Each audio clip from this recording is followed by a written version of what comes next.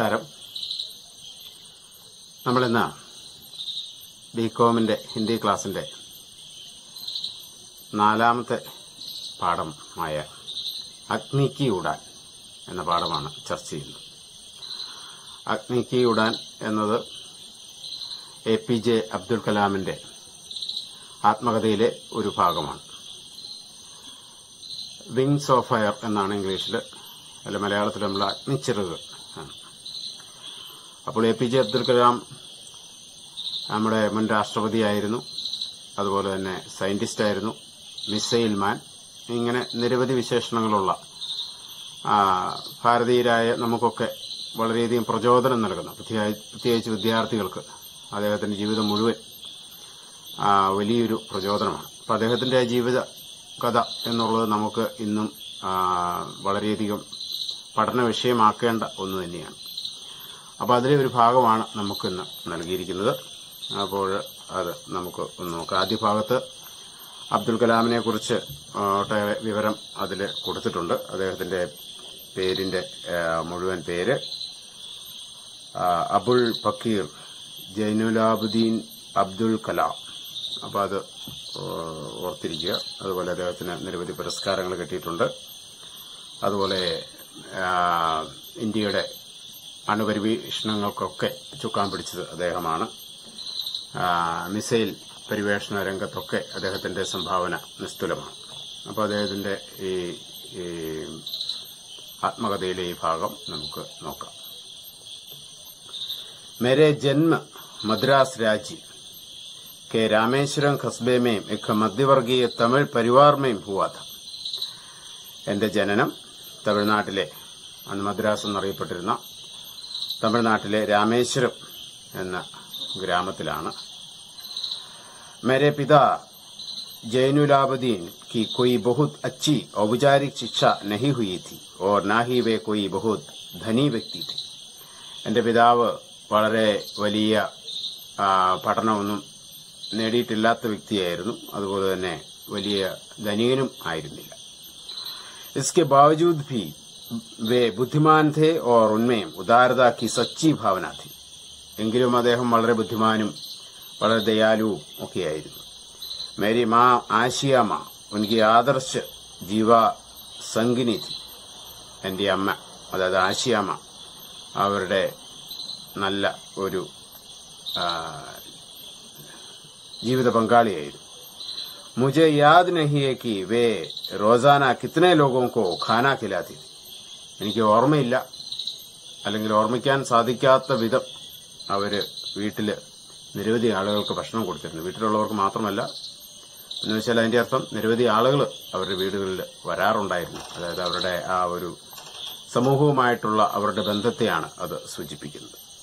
लेकिन मैं यह पक्के तौर पर कह सकता हूं कि हमारे सामूहिक परिवार में जितने लोग थे उससे कहीं ज्यादा लोग हमारे यहाँ भोजन करते थे. അതായത് ഞങ്ങളുടെ വീട്ടില് എത്ര അംഗങ്ങളാണ് ഉണ്ടായിരുന്നത് അതിൽ കൂടുതൽ ഭക്ഷണം കഴിക്കാനായിട്ട് ആളുകൾ വന്നിരുന്നു എന്നുള്ളതാണ്. അപ്പം നിരവധി ആളുകൾ അവരുടെ വീടുകളിൽ വന്നിരുന്നു എന്നാണ്. അത് അവരുടെ ഒരു വീടുകളിൽ ആളുകൾ വരണമെങ്കിൽ അവരുടെ സമീപനം ആ രീതിയിലാണെങ്കിലേ ആളുകൾ വരികയുള്ളൂ. അപ്പം അതാണ് അവരുടെ സ്വഭാവത്തിന്റെ മഹിമ, ആളുകളോട് എങ്ങനെയുള്ള ബന്ധം പുലർത്തിയിരുന്നു എന്നുള്ളതൊക്കെയാണ് അത് കാണിക്കുന്നത്. मेरे माता पिता को हमारे समाज में आदर्श दंपति के रूप में देखा जाता था. അപ്പൊ എന്റെ മാതാപിതാക്കളെ സമൂഹം ഒരു ആദർശ ഭാര്യ ഭർത്താക്കന്മാരായിട്ടാണ് കണ്ടിരുന്നത്. मेरी माँ के खानदान का बड़ा सम्मान था. उनके एक वंशज को अंग्रेजों ने बहादुर की पदवी भी दे डाली थी.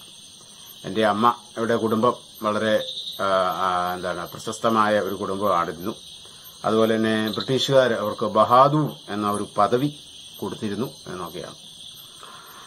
मैं कई बच्चों में से एक था. लंबे चौड़े व सुंदर माता पिता का छोटी कदकाठी का साधारण सा दिखने वाला बच्चा. അപ്പൊ ഞാനൊരു, അതായത് APJ അബ്ദുൽ കലാം തന്നെ കുറിച്ച് പറയുന്നതാണ്. ഞാന് വളരെ പൊക്കം കുറഞ്ഞ ഒരു സാധാരണക്കാരനായ സാധാരണ കുട്ടി എന്ന് മാത്രമാണ്. हम लोग अपने പുസ്തേനി ഘർ മേ രഹത്തെ थे. ഞങ്ങളുടെ പരമ്പരാഗതമായ തറവാട്ട് വീട്ടിലാണ് താമസിച്ചിരുന്നത്. ये घर 19वीं शताब्दी के मध्य में बना था. 19 നൂറ്റാണ്ടിന്റെ മധ്യഭാഗത്ത് പണിയപ്പെട്ട വീടായിരുന്നു അത്. രാമേശ്വരം की मस्जिद वाली गली में बना यह घर चूने पत्थर व ईंट से बना पक्का और बड़ा था. അത് വലിയൊരു വീടായിരുന്നു. അത് ചുണ്ണാമ്പും അതുപോലെ തന്നെ കല്ലും ഇഷ്ടികയും ഒക്കെ കൊണ്ട് ഉണ്ടാക്കിയ വീടായിരുന്നു. വലിയ വീടായിരുന്നു. മേരെ പിതാ ആഡംബരഹീന വ്യക്തി थे.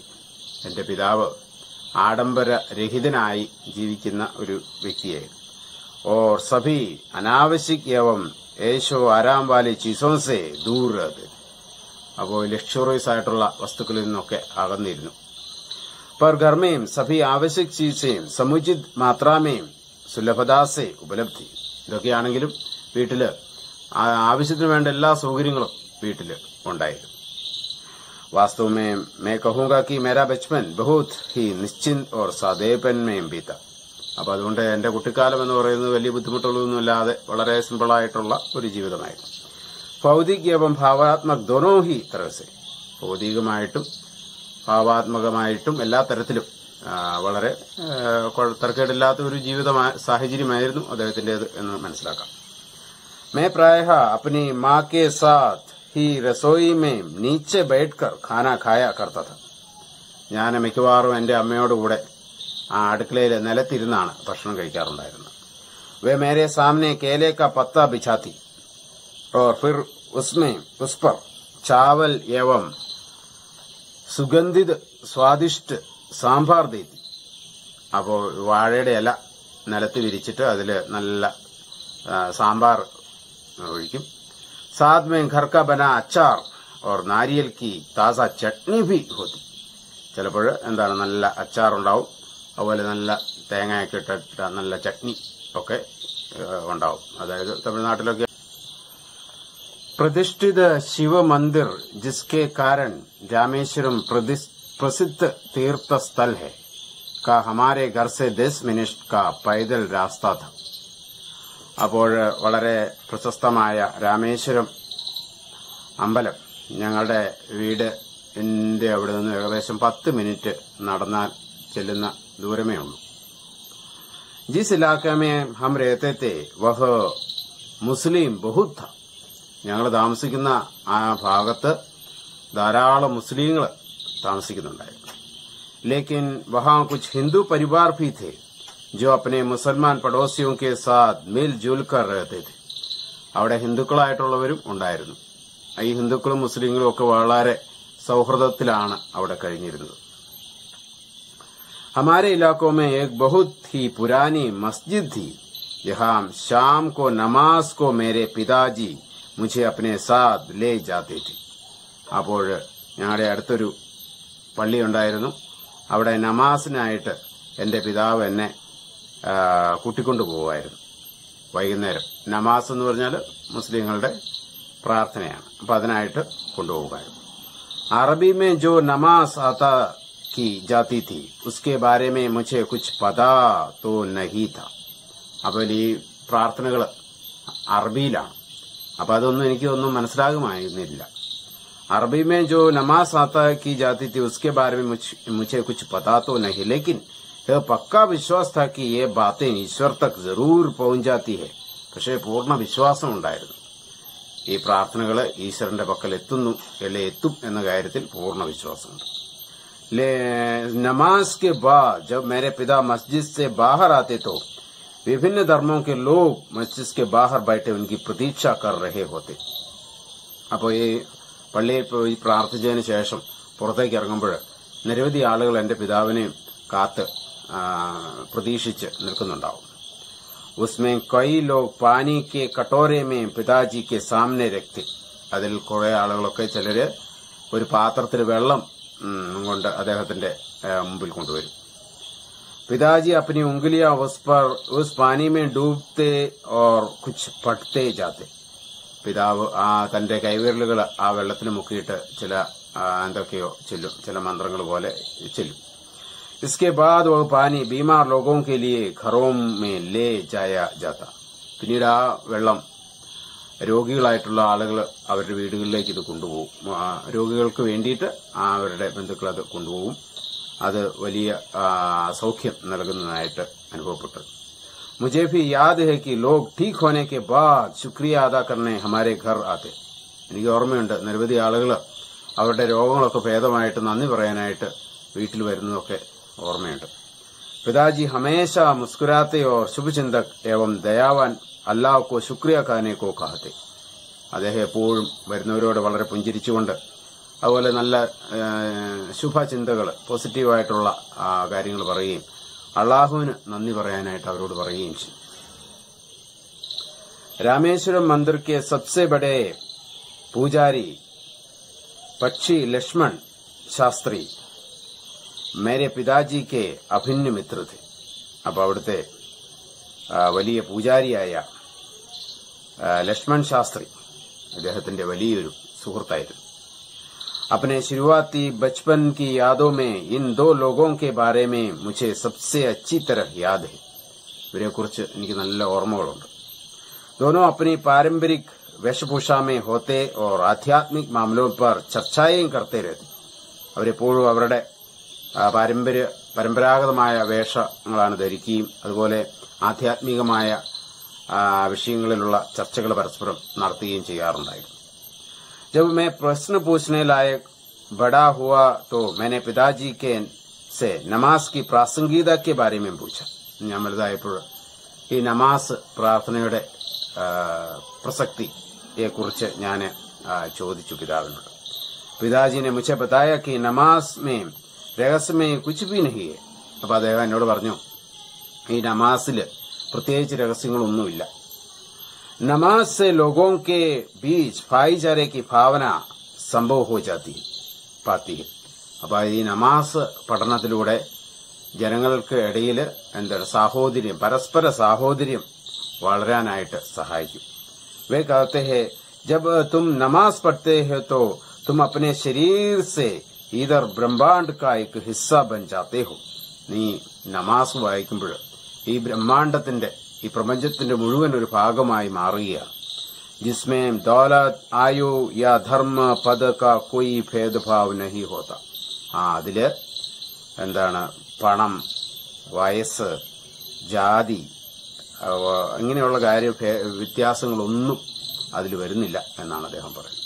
ഇത് നിങ്ങൾ മനസ്സിലാക്കുമ്പോൾ അദ്ദേഹം വലിയ വിദ്യാഭ്യാസമൊന്നും വലിയ വ്യക്തി ആണെന്ന് പറയുമെങ്കിലും ആ പിതാവിന്റെ വാക്കുകളിൽ നിന്ന് നമുക്ക് മനസ്സിലാക്കാം എത്രത്തോളം ഉന്നതമായ ചിന്ത അദ്ദേഹത്തിനുണ്ട്.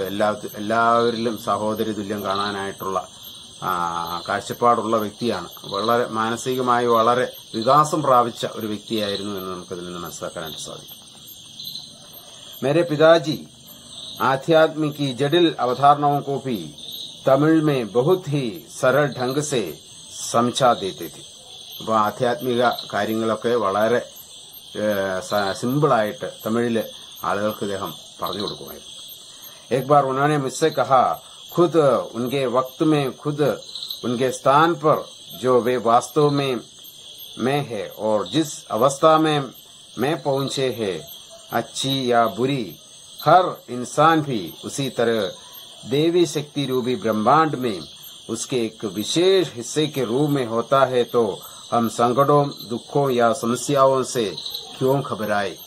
അപ്പോൾ അദ്ദേഹം പറയുന്നത് എത്ര വലിയ ഒരു സത്യമാണ് അദ്ദേഹം പറയുന്നത്. എന്താ പറഞ്ഞത്? ഹം മറ്റുള്ളവരുടെ സ്ഥാനത്ത് നമ്മളെ കാണുകയും അല്ലെ മറ്റു കാണാൻ സാധിക്കുകയും അതുപോലെ നമ്മുടെ इंसान भी उसी तरह देवी शक्ति रूपी ब्रह्मांड में उसके एक विशेष हिस्से के रूप में होता है. ഈ ബ്രഹ്മാണ്ടത്തിന്റെ ഒരു ഭാഗമായിട്ട്, പ്രപഞ്ചത്തിന്റെ ഒരു ഭാഗമാണ് നമ്മൾ എന്ന് നാം കരുതുകയാണെങ്കിൽ ദുഃഖവും സങ്കടവും പ്രശ്നങ്ങളും ഒക്കെ നമുക്കൊരിക്കലും അതിനെ ഭയപ്പെടേണ്ടതില്ല എന്നുള്ളതാണ്. അതെല്ലാത്തിനെയും നേരിടാനായിട്ട് നമുക്ക് ആത്മശക്തി ലഭിക്കും എന്നുള്ളതാണ്. जब संकट या दुख आए तो उनका कारण जानने की कोशिश करो. സങ്കടങ്ങളും ബുദ്ധിമുട്ടുകളും ഒക്കെ വരുമ്പോൾ നിരാശപ്പെടുകയല്ല വേണ്ടത്, മറിച്ച് അതിന്റെ കാരണം എന്തെന്ന് അന്വേഷിക്കുകയും അതിന് പരിഹാരം കാണാനായിട്ട് ശ്രമിക്കുകയുമാണ് ചെയ്യേണ്ടത്. വിപത്തി ഹമേശ ആത്മവിശ്ലേഷൺ കെ അവസർ പ്രദാൻ കർത്തി. നമുക്ക് വിപത്തുകൾ വരുമ്പോൾ, അപായങ്ങൾ അല്ലെ ബുദ്ധിമുട്ടുകൾ, പ്രശ്നങ്ങളൊക്കെ വരുന്നത് എപ്പോഴും നമ്മളെ സ്വയം പരിശോധിക്കാനും പരിശോധന നടത്താനും ഒക്കെ നമ്മളുടെ ശക്തി നമുക്ക് തരുന്നു. അതുകൊണ്ട് അത് ഒരു തരത്തില് പരാജയങ്ങളും പ്രതിസന്ധികളും ഒക്കെ നമുക്ക് വലിയ നമ്മളെ വളർച്ചയ്ക്ക് സഹായിക്കുന്നവയാണ് എന്നുള്ളത് തന്നെയാണ്. ഇത് വലിയൊരു അറിവ് തന്നെയാണ് അദ്ദേഹം പറയുന്നത്. आप उन लोगों को यह बात क्यों नहीं बताते जो आपके पास मदद और सलाह मांगने के लिए आते हैं? मैंने पिताजी जी से पूछा. അപ്പൊ ഞാൻ എന്റെ പിതാവിനോട് എന്തുകൊണ്ടാണ് പിതാവ് ഈ അങ്ങനെ കാണാൻ വരുന്നവരോടൊക്കെ ഈ കാര്യം പറയാത്തത്? അവർക്കൊക്കെ ഈ വെള്ളം ഒക്കെ കൊടുത്ത് അവരെ പറ്റിക്കുവാണോ എന്നുള്ള രീതിയിലാണ് ചോദിക്കുന്നത്. उन्होंने अपने हाथ मेरे कंधों पर रखे और मेरी आंखों में देखा, कुछ क्षण वे चुप रहे. അദ്ദേഹം കൈ എന്റെ തോളിൽ വെച്ചിട്ട് കുറച്ചു നേരം എന്റെ നേരെ നോക്കി. കുച്ച് ക്ഷണ വേ ചുപ്പ് രഹെ, കുറച്ചു നേരം മിണ്ടാതെ ഇരുന്നു, നിശബ്ദമായിരുന്നു. ജയ്സെ വേ മേരി സമജ് കി ക്ഷമത ജാഞ്ച് രഹേ ഹോ, അതായത് എനിക്ക് പറഞ്ഞാല് ഞാൻ പറഞ്ഞു തന്നാൽ ഇത് മനസ്സിലാക്കാനുള്ള കഴിവ് എനിക്കുണ്ടോ എന്ന് അദ്ദേഹം പരിശോധിക്കുകയാണ്. അല്ലെ ഫിർ ഫി ധീമെ ഓർ ഗഹരെ സ്വർമേ ഉനോനെ ഉത്തർ ദിയ, വളരെ പതിയ സ്വരത്തില്, അത് വളരെ ഗംഭീരമായ രീതിയിൽ അദ്ദേഹം എന്നോട് പറഞ്ഞു. പിതാജി കെ ഇസ് ജവാബ് നെ മേരെ ഭീത്തർ നയി ഊർജ ഓർ അപരിമിത ഉത്സാഹ കർ ദിയ. അദ്ദേഹം പറഞ്ഞ മറുപടി കേട്ടപ്പോൾ എന്റെ മനസ്സിൽ അല്ലെ ഹൃദയത്തിൽ വലിയ ഊർജം ലഭിച്ചു. അതുപോലെ തന്നെ വലിയൊരു ആത്മവിശ്വാസവും എനിക്ക് ലഭിച്ചു. നമ്മളോട് നമ്മുടെ പിതാവ് ഇങ്ങനെ തുറന്ന് സംസാരിക്കുമ്പോൾ നമ്മിലുള്ള വിശ്വാസമാണ് നമുക്കത് മുന്നോട്ടുള്ള ജീവിതത്തിൽ വലിയ ആത്മവിശ്വാസം ലഭിക്കും എന്നുള്ളതാണ്. जब कभी इंसान अपने को अकेला पाता है तो उसे एक साथी की तलाश होती है. സാധാരണഗതിയിൽ മനുഷ്യര് തനിച്ചാവുമ്പോൾ ഒരു കൂട്ടിനു വേണ്ടി എപ്പോഴും അന്വേഷിച്ചുകൊണ്ടിരിക്കും. ജോ സ്വാഭാവിക് ഹി ഹെ, അത് സ്വാഭാവികമായ ഒരു കാര്യം തന്നെയാണ്. जब इंसान संकट में होता है तो उसे किसी की मदद की जरूरत होती है. നമ്മൾ പ്രശ്നങ്ങളിൽ അകപ്പെടുമ്പോൾ നമുക്ക് മറ്റുള്ളവരുടെ സഹായം ആവശ്യമായി വരും. जब वह अपने को किसी गिदिरोध में फंसा पाता है तो उसे चाहिए होता है ऐसे साथी जो बाहर निकलने का रास्ता दिखा सके. അതായത് നമ്മൾ എന്തെങ്കിലും പ്രതിസന്ധിയിൽപ്പെട്ട് മുമ്പോട്ട് പോകാൻ പറ്റാതെ നിൽക്കുമ്പോൾ നമുക്ക് മറ്റൊരാളുടെ സഹായം ആവശ്യമായി വരും. മുന്നോട്ട് പോകാനായിട്ട് മറ്റുള്ളവരുടെ സഹായം നമുക്ക് ആവശ്യമായിട്ട് വരും. ബാർ ബാർ तड़पाने वाली हर तीव्र इच्छा एक प्यास की तरह होती है. അപ്പോൾ നിരന്തരം നമ്മളെ പ്രചോദിപ്പിക്കുന്ന അല്ലെ പ്രേരിപ്പിക്കുന്ന ആഗ്രഹം നമ്മില് വലിയ ഒരു ദാഹം ജനിപ്പിക്കും. മഗർ ഹർ പ്യാസ് കോ ബുझाने वाला कोई न कोई मिल ही जाता है. അങ്ങനെ നമ്മുടെ ദാഹത്തെ എല്ലാം അകറ്റാൻ സാധിക്കുന്ന ആളെ നമുക്ക് ലഭിക്കും എന്നുള്ളതാണ്. जो लोग अपने संकट की घड़ियों में मेरे पास आते हैं, मैं उनके लिए अपनी प्रार्थनाओं के जरिए ईश्वरीय शक्तियों से संबंध स्थापित करने का माध्यम बन जाता है. അപ്പോൾ സങ്കടങ്ങളിൽ ആകുന്ന ആളുകൾ എന്റെ അടുത്ത് വരുമ്പോൾ ഞാൻ പ്രാർത്ഥനകളിലൂടെ അവരെ ഈശ്വര ശക്തിയുമായി ബന്ധിപ്പിക്കാനായിട്ട് ഒരു മാധ്യമമായിട്ട്, ഒരു മീഡിയമായിട്ട് പ്രവർത്തിക്കുകയാണ്. हालांकि हर जगह हर बार यह सही नहीं होता और ना ही कभी ऐसा होना चाहिए. ഇത് എല്ലായ്പ്പോഴും ശരിയാകണമെന്നില്ല, എപ്പോഴും വിജയിക്കണമെന്നുമില്ല, അങ്ങനെ ആകാനും പാടില്ല എന്നുള്ളതാണ്. मुझे याद है पिताजी की दिनचर्या पौ फटने के पहले ही सुबह 4 बजे नमाज पढ़ने के साथ शुरू हो जाती है. അപ്പോൾ പിതാവിന്റെ ഒരു ദിവസത്തെ ദിനചര്യ വളരെ നേരത്തെ പ്രഭാതത്തിൽ തന്നെ അദ്ദേഹം എഴുന്നേൽക്കും. പ്രഭാതത്തിൽ 4 മണിക്ക് നമാസ് പ്രാർത്ഥനകൾക്ക് ശേഷം പ്രാർത്ഥനയോടുകൂടിയാണ് അത് ആരംഭിക്കുന്നത്. नमाज के बाद वे हमारे नारियल के बाग जाया करते. ഈ പ്രാർത്ഥനയ്ക്ക് ശേഷം തെങ്ങിൻ തോപ്പിലേക്ക് അദ്ദേഹം പോകും. ബാഗ് ഘർ സെ കരീബ് 4 മീൽ ദൂർ ഥ. ആ തെങ്ങിൻ തോപ്പ് വീട്ടിൽ നിന്നും ഏകദേശം 4 മൈൽ അകലെയാണ്. കരീബ് ദർജൻ ഭർ നാരിയൽ കന്ധേ പർ ലിയെ പിതാജി ഘർ ലൗട്ടെ थे. അപ്പോ ഒരു ഡസനിലധികം തേങ്ങയൊക്കെ ആയിട്ടാണ് അദ്ദേഹം വീട്ടിലേക്ക് തിരിച്ചു വരിക. ബാദ് ഹി ഉൻകാ നാസ്ത ഹോത്താ ഹെ. അതിനുശേഷമാണ് അദ്ദേഹത്തിന്റെ ബ്രേക്ക്ഫാസ്റ്റ് നടക്കുക. पिताजी की यह दिनचर्या जीवन के 6 दशक के आखिर तक बनी रही. അദ്ദേഹത്തിന്റെ ഈ ഒരു ദിനചര്യ വർഷങ്ങളോളം നിന്ന് 60 വർഷം വയസ്സ് കഴിഞ്ഞും അദ്ദേഹം ഇതേ ഒരു ദിനചര്യ തുടർന്നിരുന്നു എന്നുള്ളതാണ്. मैंने अपने विज्ञान एवं प्रौद्योगिकी की सारी जिंदगी में पिताजी की बातों का अनुसरण करने की कोशिश की है. ഇദ്ദേഹം അതായത് അബ്ദുൽ കലാം തന്റെ സയൻസ് പഠനത്തിലും തന്റെ ഗവേഷണ മേഖലകളിലുമൊക്കെ പിതാവിന്റെ ഈ വാക്കുകളൊക്കെയാണ് അദ്ദേഹം എപ്പോഴും ഓർമ്മിക്കാറുണ്ടായിരുന്നത്. मैंने उन बुनियादी सत्यों को समझने का भरसक प्रयास किया. അദ്ദേഹത്തിന്റെ ലൂടെ പകർന്നു വന്ന ആ സത്യങ്ങളെയൊക്കെ മനസ്സിലാക്കാനായിട്ട് നിരന്തരം പരിശ്രമിച്ചുകൊണ്ടേയിരുന്നു. जिन्हें पिताजी ने मेरे सामने रखा और मुझे इस संतुष्टि का आभास हुआ है कि ऐसी कोई देवी शक्ति जरूर है जो हमें भ्रम, दुखों, विषाद और असफलता से छुटकारा दिलाती है तथा सही रास्ता दिखाती है. അപ്പോൾ പിതാവിൽ നിന്നും ഇത്തരത്തിലുള്ള ഒരു വിശ്വാസം, അതായത് നമ്മളുടെ ദുഃഖവും നമ്മുടെ വിഷാദവും എല്ലാം നമ്മുടെ പരാജയവും ഒക്കെ അതിൽ നിന്നൊക്കെ നമുക്ക് മാറാനായിട്ട് അല്ലെങ്കിൽ വിജയം നേടാനായിട്ട് നമ്മെ സഹായിക്കുന്ന ഒരു വഴിയുണ്ട് എന്നുള്ള ആ ഒരു ഉറച്ച വിശ്വാസം പിതാവിൽ നിന്നും എനിക്ക് ലഭിച്ചു എന്നുള്ളതാണ്. जब पिताजी ने लकड़ी की नौकाएं बनने का काम शुरू किया उस समय मैं 6 साल का था.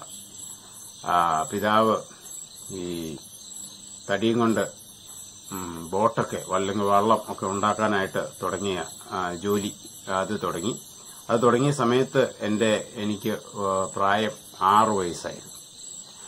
ये नौकाएं तीर्थयात्राओं को रामेश्वरम से धनुषकोडी तक ले जाने का काम आती थी. അപ്പോൾ ഈ വള്ളം ഉണ്ടാക്കുന്നത് രാമേശ്വരത്തിൽ നിന്നും ധനുഷ്കോടിയിലേക്ക് തീർത്ഥാടകരെ കൊണ്ടുപോവുക എന്നുള്ളതാണ് ഇതിന്റെ ഉദ്ദേശം. एक स्थानीय ठेकेदार अहमद जलालुद्दीन के साथ पिताजी समुद्र तट के पास नौकाएं बनाने लगे. അപ്പോൾ അവിടെയുള്ള ഒരു കരാറുകാരന്റെ കൂടെ അഹമ്മദ് ജലാലുദ്ദീൻ എന്ന് പറയുന്ന ആളുടെ കൂടെ ഈ സമുദ്രതീരത്ത് ഈ ബോട്ട് ഉണ്ടാക്കുന്ന അല്ലെ വള്ളം ഉണ്ടാക്കുന്ന ആ ജോലി തുടങ്ങി. बाद में अहमद जलालुद्दीन की मेरी बड़ी बहन ജോഹര के साथ शादी हो गई थी. പിന്നീട് എന്റെ മൂത്ത ചേച്ചി ആയ ജോഹരയുമായി ഇദ്ദേഹവുമായിട്ട് അതായത് ഈ അഹമ്മദ് ജലാലുദ്ദീനുമായിട്ട് വിവാഹം നടത്തി. नौकाओं को आकार लेते देखते वक्त मैं काफी अच्छी तरीके से गैर करता था. അപ്പൊ ഇതെല്ലാം ഈ വള്ളം ഇങ്ങനെ പണിത അതിന്റെ ആ രൂപത്തിലേക്കൊക്കെ ആവുന്നത് വളരെ ശ്രദ്ധയോടെ ഞാൻ വീക്ഷിക്കാറുണ്ടായിരുന്നു. പിതാജി കാ കാരോബാർ കാഫി അച്ഛാ ചൽ രഹാ ഥ. അദ്ദേഹത്തിന്റെ ഈ ബിസിനസ്, ഈ വള്ളം ഉണ്ടാക്കുന്ന ഈ ബിസിനസ് വളരെ നല്ല രീതിയിൽ മുന്നോട്ട് പോവുകയായിരുന്നു. एक दिन 100 मील प्रति घंटे की रफ्तार से हवा चली और समुद्र में तूफान आ गया. ഒരു ദിവസം 100 കിലോമീറ്റർ വേഗതയിലുള്ള വലിയ കൊടുങ്കാറ്റ് അവിടെ അടിച്ചു. അപ്പോൾ तूफान में सेतु कराई के कुछ लोग और हमारी नावें बह गई. അപ്പം അവിടെ ഈ കൊടുങ്കാറ്റിൽപ്പെട്ട് വള്ളമെല്ലാം ഒഴുകിപ്പോയി. उसी में പാമ്പൻ പുൽ भी टूट गया. പാമ്പൻ പാലവും ഈ കൊടുങ്കാറ്റിൽ കുറെ ഭാഗം തിരയൊക്കെ അടിച്ച് തകർന്നുപോയി. യാത്രിയോं से भरी ट्रेन दुर्घटनाग्रस्त हो गई. യാത്രക്കാരാൽ നിറഞ്ഞിരുന്ന ഒരു ട്രെയിനും അപകടത്തിൽപ്പെട്ടു.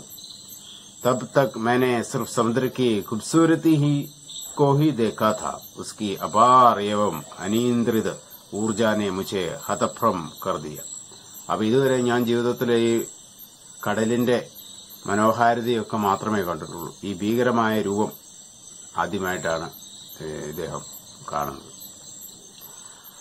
जब तक नाव की ये कहानी बेवक्त डूबी उम्र में काफी फर्क होने के बावजूद अहमद जलालुद्दीन मेरे अंतरंग മിത്ര ബൻ ഗയി. അപ്പോൾ ഈ വള്ളമൊക്കെ എല്ലാം മുങ്ങിപ്പോയ അവസരത്തില് ഇദ്ദേഹത്തിന്റെ സഹോദരിയുടെ ഭർത്താവായ അഹമ്മദ് ജലാലുദ്ദീൻ പ്രായം കൊണ്ട് വളരെയധികം വ്യത്യാസമുണ്ടെങ്കിലും ഇവര് നല്ല സുഹൃത്തുക്കളായിരുന്നു എന്നുള്ളതാണ്. വഹ് മുസ്സെ കരീബ് 15 സാൽ ബഡേ ഥി. ഏകദേശം 15 വയസ്സ് കൂടുതലുണ്ട് ഇദ്ദേഹത്തിന്. और मुझे आजाद कहकर पुकारा करते थे. അദ്ദേഹം എന്നെ വിളിച്ചിരുന്നത് ആസാദ് എന്നാണ് വിളിച്ചിരുന്നത്. हम दोनों रोजाना शाम को दूर तक साथ घूमने जाया करते. ഞങ്ങള് വളരെ ദൂരം ഒരുമിച്ച് നടക്കാനായിട്ട് പോകുമായിരുന്നു. हम मस्जिद वाले गली से निकले और समुद्र के रेतीले तट पर चल पड़ते. അപ്പോ ഈ പള്ളി നിൽക്കുന്ന വഴികളിലൂടെയും അതുപോലെ സമുദ്രത്തിലെ മണലിലൂടെയൊക്കെ ഞങ്ങളിങ്ങനെ നടക്കുമായിരുന്നു. मैं और जलालुद्दीन प्रायः आध्यात्मिक विषयों पर बातें करते. ഞങ്ങൾ ആധ്യാത്മിക വിഷയങ്ങളിലെല്ലാം കുറിച്ചൊക്കെ സംസാരിക്കുമായിരുന്നു. एक प्रमुख तीर्थस्थल होने के वजह से रामेश्वरम का यह वातावरण हमारी आध्यात्मिक चर्चाओं में और भी प्रेरक सिद्ध होता. അപ്പൊ ഈ രാമേശ്വരം എന്നുള്ളത് വളരെ തീർത്ഥാടന കേന്ദ്രവും കൂടി ആയതുകൊണ്ട് ഇത് കൂടുതൽ ഞങ്ങളെ ഇത്തരത്തിലുള്ള സംസാരത്തിനായിട്ട് പ്രേരിപ്പിച്ചു എന്ന് പറയാം. രാസ്തേ മേ ഹമാരെ പഹലാ പണ്ടാവ് ശിവ് മന്ദിർ ഹുവാ കർത്ത. ഞങ്ങള് പോകുന്ന വഴിയിൽ ആദ്യം ഞങ്ങളുടെ ലക്ഷ്യം എന്ന് പറയുന്നത് ശിവ മന്ദിറാണ്, ശിവന്റെ അമ്പലമാണ്. इस मंदिर की हम उतनी ही श्रद्धा से परिक्रमा करते जितनी श्रद्धा से देश की किसी हिस्से में आया कोई भी तीर्थयात्री करता. അപ്പോൾ ഭാരതത്തിൽ നിന്നും മറ്റെവിടെ നിന്നും വരുന്ന ഒരു തീർത്ഥയാത്രി, അകലെ നിന്ന് വരുന്നവര് എത്രയോളം ശ്രദ്ധയോടും ഭക്തിയോടും കൂടിയാണോ അതിനു ചുറ്റും വലം വയ്ക്കുന്നത്, അതേ ശ്രദ്ധയോടുകൂടി തന്നെയാണ് ഞങ്ങളും ആ അമ്പലത്തിന് ചുറ്റും വലം വയ്ക്കുന്നത്. मैं और इस परिक्रमा के बाद अपने शरीर को बहुत ही ऊर्जवान महसूस करती. അപ്പോൾ അമ്പലത്തിന് ചുറ്റും നടന്നു കഴിയുമ്പോൾ ശരീരത്തിന് വലിയ ഊർജം ലഭിച്ചതുപോലെയുള്ള ഒരു അനുഭവം തോന്നിയിട്ടുണ്ട് എന്നുള്ളതാണ്. जलालुद्दीन ईश्वर के बारे में ऐसी बातें किया करते जैसे ईश्वर के साथ उनकी कामकाजी भागीदारी हो. അദ്ദേഹം സംസാരിക്കുന്നത് കേട്ട ഈശ്വരനുമായിട്ട് നല്ല റിലേഷൻഷിപ്പ് ഉള്ള പോലെയാണ് ഇദ്ദേഹം സംസാരിക്കുന്നത്. वह ईश्वर के समक्ष अपने सारे संदेह इस प्रकार रखते जैसे वह उनका निराकरण पूरी तरह कर देगा. അപ്പൊ അദ്ദേഹം തന്റെ പ്രശ്നങ്ങളെല്ലാം ഈശ്വരന്റെ മുമ്പിൽ വെക്കുന്നതിനെല്ലാം പൂർണ്ണ പരിഹാരമുണ്ടാവും എന്നുള്ള ഉറച്ച വിശ്വാസത്തിലാണ്. मैं जलालुद्दीन की और एक टक देखता रहा और फिर देखता मंदिर की चारों ओर जमा श्रद्धालुओं तीर्थयात्रियों की उस भीड़ को भी. അപ്പൊ ഇദ്ദേഹത്തെയും നോക്കും, അവിടെ എത്തിയിരിക്കുന്ന ജനങ്ങളെയും നോക്കും. जो समुद्र में डुबकियां लगा रही होती और फिर पूरी धार्मिक रीतियों ഈ पूजा पाठ करती थी. അപ്പൊ അവിടെ ഒന്ന് മുങ്ങി ആ ജലത്തിൽ മുങ്ങുകയും പിന്നെ എന്താണ് ആ മണ്ണില് അല്ലെ മണലില് പ്രാർത്ഥനകളും പൂജകളും ഒക്കെ നടത്തുകയും ചെയ്യും. उसी अज्ञात के प्रति अपने आदर भाव से प्रार्थना करती जिसे हम निराकार सर्वशक्तिमान मानते हैं. അപ്പോൾ നമുക്ക് അജ്ഞാതമായ ആ ശക്തിയെ നമ്മൾ ആരാധിക്കുകയും പ്രാർത്ഥിക്കുകയും ചെയ്യുകയാണ്. मुझे इसमें कभी संदेह नहीं रहा कि मंदिर में की गई प्रार्थना जहां जिस तरह पहुंचती है ठीक उसी तरह हमारी मस्जिद में पढ़ी गई नमाज भी वहीं जाकर पहुंचती है. അപ്പോൾ ഈ അമ്പലത്തിൽ ചെല്ലുന്ന പ്രാർത്ഥനകളൊക്കെ എങ്ങനെയാണോ ദൈവത്തിന്റെ സന്നിധിയിലെത്തുന്നത്, അത് നമാസ് പഠിക്കുമ്പോൾ അല്ലെ വായിക്കുമ്പോൾ എങ്ങനെയാണോ എത്തുന്നത് അതേപോലെ തന്നെ എത്തും എന്ന് തന്നെയാണ്. मुझे आश्चर्य सिर्फ तब होता जब जलालुद्दीन ईश्वर से विशेष तरह का जुड़ाव कायम कर लेने की बात करते. അപ്പൊ എനിക്ക് അത്ഭുതം തോന്നിയത് ഒരു കാര്യത്തിൽ മാത്രമാണ്. ഒരു പ്രത്യേകമായ ബന്ധമുണ്ട്, ഈശ്വരനുമായി അടുപ്പമുണ്ട്, അടുത്ത റിലേഷൻ ഉള്ള രീതിയിലുള്ള സംസാരം കേൾക്കുമ്പോൾ മാത്രമാണ്. पारिवारिक परिस्थितियों के कारण जलालुद्दीन की स्कूली शिक्षा कोई बहुत ज्यादा नहीं हुई. കുടുംബ പ്രശ്നങ്ങളും പ്രാരാബ്ദങ്ങളും ഒക്കെ കാരണം അദ്ദേഹത്തിന് വിദ്യാഭ്യാസം കൂടുതലായിട്ട് ചെയ്യാനായിട്ട് സാധിച്ചില്ല. यही एक कारण रहा जिसकी वजह से जलालुद्दीन मुझे पढ़ाई के प्रति हमेशा उत्साहित करते रहे. അതുകൊണ്ടായിരിക്കും അദ്ദേഹം എപ്പോഴും പഠിക്കാനായിട്ട് എന്നെ എപ്പോഴും പ്രേരിപ്പിച്ചുകൊണ്ടിരുന്നു. और मेरी सफलताओं से प्रसन्न होते थे. അതുപോലെ എനിക്ക് വിജയം ഉണ്ടാകുമ്പോൾ അദ്ദേഹം വളരെയധികം സന്തുഷ്ടനാകുമായിരുന്നു.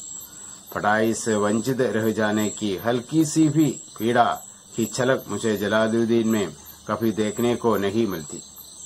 അപ്പോ പഠനത്തിൽ നിന്നും ഒരു തരത്തിലും മാറ്റി നിർത്താനായിട്ടുള്ള ഒരു ശ്രമവും അദ്ദേഹത്തിന്റെ ഭാഗത്തുനിന്ന് ഒരിക്കലും ഉണ്ടായിട്ടില്ല എന്നുള്ളതാണ്. जिंदगी में उन्हें जो कुछ भी मिला वह उसके प्रति हमेशा कृतज्ञ रहे. നമുക്ക് ജീവിതത്തിൽ ലഭിച്ച എല്ലാ കാര്യങ്ങളിലും നമ്മൾ തീർച്ചയായിട്ടും നന്ദിയുള്ളവരായിരിക്കണം എന്നുള്ളതാണ്. അപ്പോൾ ഇതൊരു വലിയ ലെസണാണ്. അപ്പോൾ നമുക്ക് ഇതിന്റെ ബാക്കി ഭാഗം അടുത്ത ക്ലാസ്സിൽ വായിച്ച് എക്സ്പ്ലെയിൻ ചെയ്യാം, ഇതിന്റെ തുടർ ഭാഗം. Thank you.